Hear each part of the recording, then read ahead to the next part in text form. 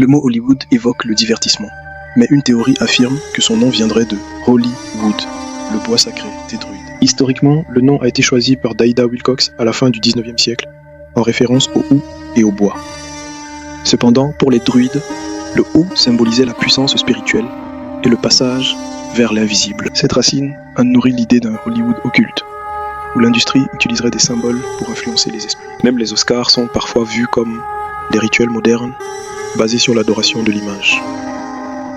Si les faits historiques ne prouvent pas ce lien druidique, la magie du cinéma, elle, est bien réelle. Les réalisateurs, tels des sorciers modernes, façonnent notre imaginaire collectif avec leurs récits. Qu'on y croit ou non, Hollywood reste un symbole mystique qui continue de fasciner le monde entier. Hollywood s'est imposé comme le centre mondial de l'image. Ce n'est pas seulement un lieu de tournage, mais un espace où se fabriquent des mythes modernes. Depuis le début du XXe siècle, les grands studios ont construit bien plus que du divertissement. Ils ont créé des archétypes et des modèles de réussite. Cette capacité à façonner les esprits rappelle les anciens centres religieux.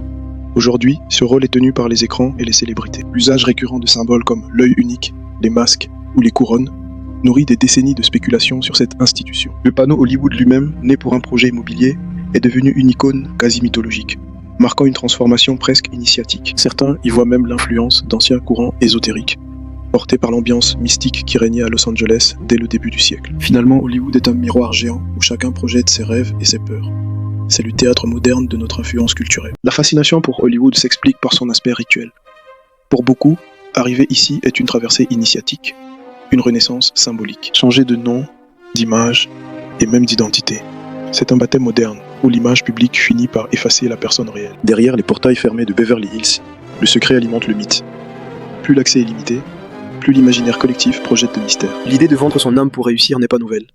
Hollywood a simplement donné une force particulière à cette légende de Faust. Des clips chargés de symboles aux cérémonies de récompense, tout rappelle les anciens rituels sacrés, où la scène devient un autel de consécration. Hollywood sait que le mystère vend. Le public ne consomme pas seulement des films, il consomme le mythe de ceux qui les créent. Hollywood n'est plus seulement un quartier de Los Angeles, c'est devenu une idée mondiale. C'est un soft power extrêmement puissant qui agit directement sur les esprits et influence ce que nous admirons. Bien plus qu'un simple divertissement, c'est une arme culturelle capable de modifier notre perception de l'histoire. Ces symboles, comme le Walk of Fame, offrent une immortalité terrestre, transformant les stars en figures mythologiques. Le lieu physique reste chargé de symboles, une mise en scène sacrée où le nom survit à la personne physique. Ceux qui contrôlent les récits influencent les sociétés.